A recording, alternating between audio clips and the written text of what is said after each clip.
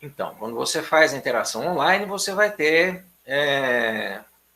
outros códigos a serem utilizados, né? Tempos atrás apareceu uma crônica na Veja, né? De um sujeito que sempre escreve lá, e ele estava falando exatamente dessas interações online. Então, há uma preocupação, por exemplo, em falar olhando para a câmera, né? Porque se eu falar olhando para você, os meus olhos vão ficar desviados, né? Então, se eu estiver olhando para você, é diferente de falar olhando para a câmera, por exemplo, que envolve algum tipo de treinamento. Na hora que eu olho para a câmera, eu perco suas expressões faciais.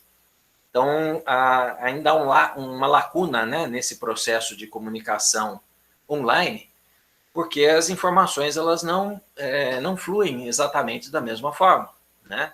Então, embora a gente tenha imagem, a gente tenha a possibilidade de ver as expressões faciais da outra pessoa, eu não tenho a possibilidade de ver o seu corpo, por exemplo, né? Então, limita até certo ponto, eu não tenho a capacidade de detectar a distância entre nós. Tudo isso são aspectos da comunicação não verbal, de perceber elementos ambientais que são importantes, né? E que estão, de certa forma, limitados nesse processo de comunicação online. Então, se eu vou dar aula, por exemplo, online, até dá, né? Eu vou lá, falo o conteúdo da minha disciplina, mas eu não tenho feedback dos alunos, né? Eu não tenho as expressões que eles fazem quando eu digo alguma coisa, eu não sei se eles estão entendendo, se eles dormiram, se eles desistiram. Então, o mundo online ele tem um código um pouco diferente, né, das relações presenciais. Então, a gente preserva um pouco mais, né? Se você for dar uma entrevista por e-mail, você vai focar basicamente nos aspectos não verbais, nos aspectos verbais, né? Só o escrito.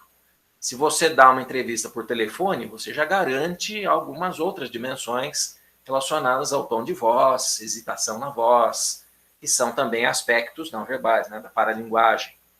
Mas se você vê a imagem da outra pessoa, a quantidade de informações é muito maior, muito mais rico. E se você está frente a frente com a pessoa, você vai ter ainda outros canais, outras possibilidades que enriquecem ainda mais o processo de comunicação.